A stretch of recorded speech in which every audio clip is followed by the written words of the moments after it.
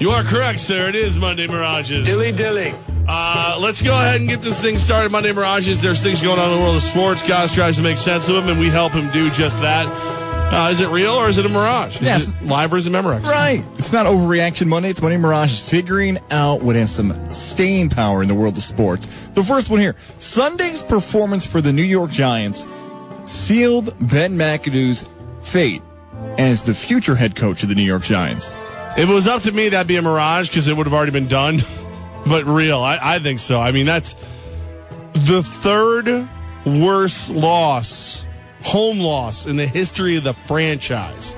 So, and don't sit there and don't tell me, oh, well, there's no Odell Beckham Jr. and there's no Brandon Marshall and there's no this, there's no that. Evan Ingram looked fine. The defense is still there. You got guys not coming back from break. You've lost this team.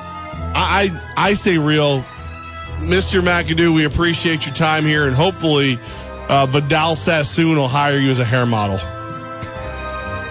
I don't know about the last part, but real. The answer is real here. Sunday sealed Ben McAdoo's fate. I can't figure out any solution or any way in which... used car salesman. He does look like that.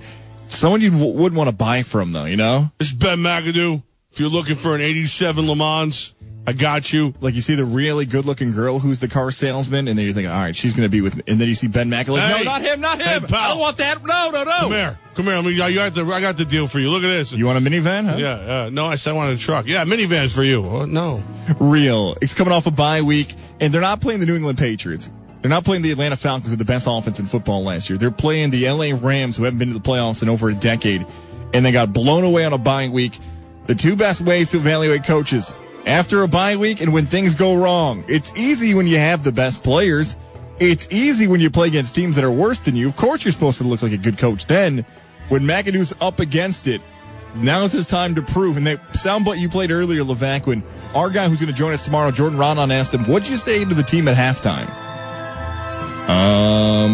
Yeah. And then that's it. Nothing. Move on to the next one here. Kristaps Porzingis and the New York Knicks are set up for a good regular season for the NBA in 2017-2018. And take good for what it is. I'm going to say real, but don't get crazy. I can see, I think you brought up a good question. In the past, we've seen Porzingis show signs of wear and tear as the season's gone on. Can he avoid that? Can the team keep playing as a team? Nobody gets that swollen head like, I don't know, Carmelo Anthony. Don't you dare. Right now they're playing team ball. They're pushing the tempo, playing decent defense. I would like to see this continue. I'm going to say real. It'll be fun to watch this year. Mirage, and I feel bad for Knicks fans. This is what happens every year. It's happened the past few years. It's a big difference this year. Knicks get out to a good start. They're playing well, and then right around December, right around January, something goes wrong. Yeah, Something Melo happens. comes off the IR. No, Melo anchors, and by anchor, I mean is the big part of the team. No, not like that. Takes him right to the bottom. Is where it matters the most. Carmelo Anthony. The Knicks are setting up their fan base for another disappointment. They started off 0-7, and they tanked like everyone thought they were going to do the season. Then they started winning games, and hey, look at this. The Knicks figured it out. They're getting better. We got some hope. It's nice to have hope, but bitter beer face. I don't see this lasting. Notre Dame versus Miami this Saturday night on ABC.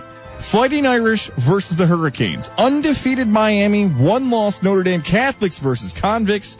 Levack, this is the most exciting game of the college football season this Saturday. Real or Mirage? Wow. Mirage. College football is way too regional. You can't have one most exciting game of the season because how many people just couldn't care less about, Miami? Because everybody has an opinion on Notre Dame. Like, you either love Notre Dame or you hate Notre Dame. Notre Dame's going to wax them, right? Yes, Notre Dame should destroy Miami, but I also thought Miami was going to be beat by Virginia Tech, Florida State, Syracuse. I did pick Syracuse to beat Miami. So every game I've assumed Miami's the underdog. I'm going with real, though, Levack, because I think both programs are still pretty polarizing. I know people always want to say, is the U back? Is the U back? It may never be like it was with Michael Irvin and Howard Schnellenberger and Jimmy Johnson and all those guys. Ray Lewis. It may never be that again. Ed Reed. But they're on the way back of being a contender again in college football, and they're undefeated. We got to give them credit for that. The storyline's there for the first time in 10 years. Game day's going to Miami. You can hear it right here on 104.5, The Team. The game day part of it, real. I know Ohio State and Michigan's always going to be good. I know Army-Navy's always a great rivalry. I don't know how many more times I'm going to get this, with it meaning this much in November. I'm more excited about this game not involving my team Syracuse than any other game this season. You're drunk. College football question again here. Real or Mirage? New York teams, including the Giants and the Jets, should start considering Baker Mayfield from Oklahoma as an option in the draft. It's so funny how people get mad at Baker Mayfield for being arrogant when, if you're being dead serious, that's what you want for your starting quarterback. You want somebody who believes he can take the team on his back. You want somebody who's going to give you hey, you were too short to be a quarterback. Well, that's why I made sure that I was good everywhere else. I say real. I think you're crazy if you don't at least evaluate the kid. I don't know if he's my guy. I don't know if, I don't know if I still put him ahead of the Joshes or Sam Darnold. But you better at least have him on your list. You better at least look him over because, heck, imagine, you're the Jets. He ends up in Buffalo or vice versa, or he ends up in Miami, and he waxes you twice a year because you had the nerve to say that you weren't even considering him. Yeah, I'm going with real, too. I don't think he's a first-round pick or a second-round pick. Everything he does screams out to me of a college quarterback who may have not been able to make it before. He's short. He's in a high-powered offense. He had 2 NFL running backs on his roster last season. Not 1, but 2 NFL running backs last season. But he's good. Yeah. I'm supposed to ignore that he just threw for 600 yards when he and planted 6 the touchdowns. flag. I loved it. He's beating up good teams. I get the Big 12 defense isn't great, but we all can't get excited about Patrick Mahomes because he's taller, but then don't get excited about Baker Mayfield because he's not fitting the bill. 5th, 6th rounder.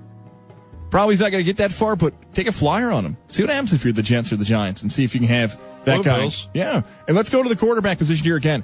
2 former first-round quarterbacks, Jared Goff and Carson Wentz, will continue to be good NFL quarterbacks in their career. Real and Mirage, both these guys fantastic in their sophomore seasons. Real barring injury. Because Carson Wentz plays with such reckless abandon, I'm scared for him sometimes.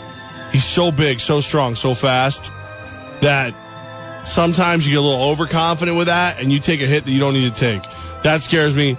And Goff, just because I was so down on him when he came out, I have to hope that somehow it doesn't work out. The answer is real here, and it's because of the coaching staff more so than the players. I think they're both very good. I think Wentz and Goff are good. But Doug Peterson deserves a ton of credit for what he's done with that offense, a former quarterback in the NFL, and Sean McVay, what he's done for the LA Rams. You all of a sudden don't get that good in one season without good coaching. So the answer is real because of the coaches. And by the way, with Goff and Wentz, let's not go back and try to change history if you're an NFL fan and think these guys were slam dunk picks. 2 teams traded up to get them, I get that, but Goff won 1 game his first year as a starter at Cal. And Carson Wentz never played a Division I football and played less than 20 games as a starter at North Dakota State. These guys were not slam dunks by any stretch. I got 2 more for you here. Real and Mirage. UFC 217 was a good night for the future of the UFC as a company. Real, and only because you said good. If you had said great, I would have said Mirage. It was also a bad night and a little scary if you think about it. Great card, great fights, 3 belts change hands for the first time, and hardly anybody's talking about it. So if you watched it, it was really good, and you're a fan and you loved it. If you didn't watch it, that's a bad thing because it was one of the most compelling pay-per-views they've had, including the upset of Yana Jędrzejczyk. She was such a favorite. You had to bet $750 to win $100 on her in Vegas. Oh, and she got smoked. So somebody put $100 on Rose, what's her face? Namajunas. And won $550. Imagine you put 1,000 on her. So it's a nice night. So good if you watched it, but scares me because it was such a good event, and I don't think many people care about it if you're outside of the circle of the mixed martial arts. Yeah, my answer is similar to yours. If the question was it a good night for fight fans, the answer is real. If you're entertained by combat sports, you had a great night. But my question was it a good night for the UFC as a company? And for that, I have to say Mirage. Yeah. Because Rose Namajunas is not a talker. She ended her fight with just go be a good person. I don't want my fighters to tell me to be a good person. You're punching people in the face for a living. I don't need you to tell me. George St. Pierre doesn't talk. That's not his thing. And then TJ Dillashaw, her 11, Halsey, everybody else. And then TJ Dillashaw, he was getting booed out of the arena. There were chants coming from the Guardian that I can't say back on the radio. So all these people who win the titles aren't big talkers. And Deontay Wilder, in boxing, I sent you the knockout. That got more run on the internet this past weekend than any of these knockouts. He shouldn't have been fighting that guy, first of all. No, but he's vicious.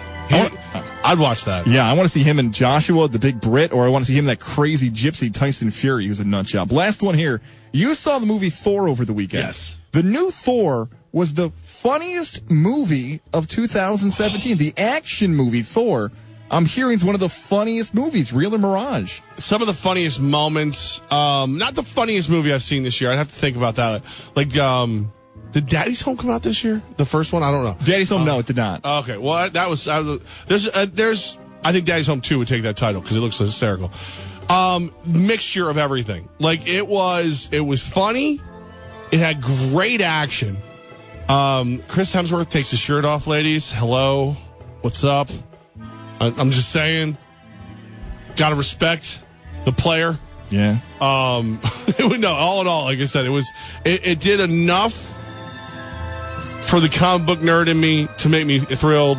The visual effects are great. Any scene where Thor interacts with Hulk or like basically Thor's hysterical in the whole thing. He's just so, it works. It's a really good movie. It's a really, really good movie if you like comic book stuff. It's been a bad year for comedies when you come to think about movies. Girls Trip, Baywatch, The House. I haven't even seen that one yet. Yeah, those are some of the best comedies of 2017. I saw The House. I thought it was good. I liked Will Ferrell, Jason Mantzoukas, who plays Rafi in The League. That was good, but I want to see it now. So you're going Mirage is the funniest one of the year, but it's a good movie. You would recommend seeing it, right? Definitely see it. Okay, all right, I'm going to go see it then. And if you're watching any of the Marvel stuff, you don't really need to have watched the Marvel stuff, but if you like the Avengers and stuff like that, you'll love this. It might be it's better than the last Captain America. It's better than any of the solo ones. Okay. And there's like an action sequence that I wouldn't put with that first Avengers movie, the fight for New York, but it's close. It's good. They did a really good job. They did really, really good. I got a movie pass too. I seriously might use it. Man, how bad were the comedies? Just type in comedies 2017. What else is there? They're just bad, man. I've never Fist Fight with Charlie Day and Ice Cube. Oh, it was okay. I don't know if anyone came out this year. Yeah, that came out this year. Yeah, that was okay. It wasn't great. I guess we just need more Kevin Hart, Will Ferrell movies to just constantly come out. Yeah. Hangovers. There's going to be a Hangover 5, please. No, because it's the same movie every time. Just go watch the first one. I don't know. Comedies are taking a hit in the movies. Drink less and watch the first one again.